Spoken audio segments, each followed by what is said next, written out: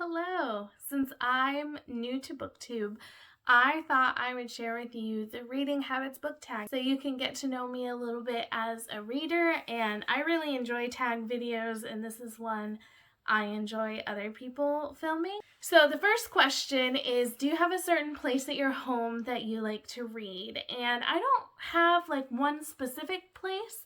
I maybe have one place that's more dedicated to reading than other places. Which is my chair that's actually right next to me where I film. But I also read on my couch, or I have a walking pad down in the basement, which I will read on. I'm kind of a read wherever I can kind of person. Second question says bookmark or random piece of paper, and I am definitely a bookmark person. I am such a bookmark person that I have this whole massive bucket of bookmarks, and I need to start losing or giving away bookmarks because it's getting full. Or maybe just put them in a bunch of my random books and act like I'm currently reading them or something. But I thought I'd highlight some of my favorite ones that I own. These are really special. These are ones that my sister made me. She's an amazing artist, and she made me these Lord of the Rings ones. So this is like the map from Lord of the Rings, and this is Fangorn Forest or Mirkwood Forest. I forget which one. And then this one has Smaug, and I really love them. I find that I reach for those a lot. This is a beautiful wooden one that my brother got for me.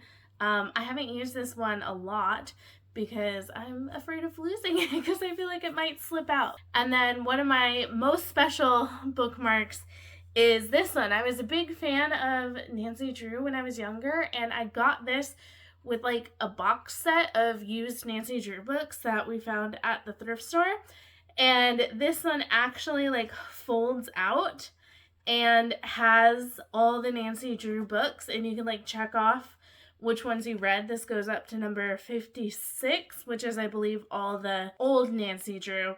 It's been folded and unfolded so many times, it's like almost falling apart. I don't really use this one as a bookmark anymore because I'm afraid of losing it because I think it's pretty cool and special. So I love bookmarks, in case you couldn't tell. Question number 3 says, can you just stop reading, or do you have to wait until you get to the end of a chapter? And I prefer getting to the end of a chapter, but I just stop. So I always try to read to the end of the page, and then if the paragraph continues on that left page, to read to the end of the paragraph.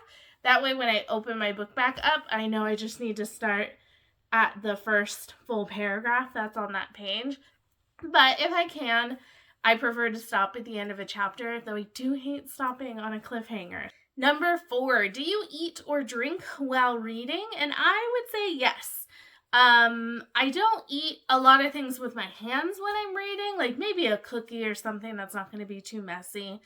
But I will drink. I love having coffee or water or tea or hot chocolate. And sometimes I'll eat at the dinner table, especially when I'm by myself. And if I'm not watching anything, I will read. I usually just eat something with a fork and kind of hold the book away, so I don't have any problems with getting my books messy that way. Question number 5, multitasking. Do I listen to music or watch TV while I read? And I would say yes and yes. Growing up, we were a family of 5, and we lived in very small houses most of our lives. I shared a bedroom with my sister until I was 21, so there were not a lot of places where I could go to get complete silence while I read. So I would either put on headphones with music to kind of try to tune out the noisiness, or just read through it. So often I will listen to music when I'm reading. I just turn it down pretty quietly. Or I will watch YouTube, especially BookTube, while I'm reading.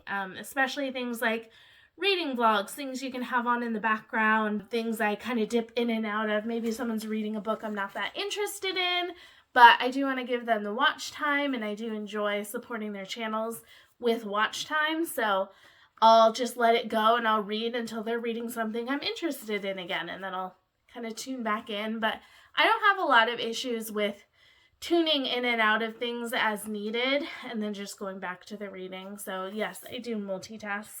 Question number 6, do I read multiple books at once or one at a time? And I definitely read multiple books at once. I most of the time have an audiobook going. Sometimes that correlates to books that I actually am reading physically, and I'll switch back and forth. But most of the time I get an audiobook of a book that I don't have access to physically, and so then I'll read something different physically. And it's pretty rare that I'm just reading one book at a time. I kind of like having some choice about what to read. Number 7, do I read at home or read everywhere? I read everywhere. I am that person that will take 7 books on vacation thinking I'm gonna read all of them, and then I'll read like 20 pages or read half a book on a flight. But when I'm packing, I'm like, oh, I'm definitely gonna read all these books. So I like to keep a book with me wherever I go, even if I just think I'll squeeze in 5 minutes before a doctor's appointment, or if I'm going to be early to a movie and I read for 10 minutes in the theater. I'm a read everywhere kind of person. Love taking a book to the library or the park or a coffee shop and reading with a drink. So yeah, I like to read everywhere, but I probably read the most when I'm at home. I can focus the best when I'm at home. Number 8, read out loud or silently? I read silently in my head, but every once in a while, if I'm having trouble understanding something, or if my brain is going crazy and won't focus and is like stressed out or nervous or thinking about something else, I will read out loud to kind of refocus my brain or to make sense of something. There's something about like physically having to read it with my mouth and then hearing it with my ears and seeing it with my eyes that just kind of helps me tune in a little more.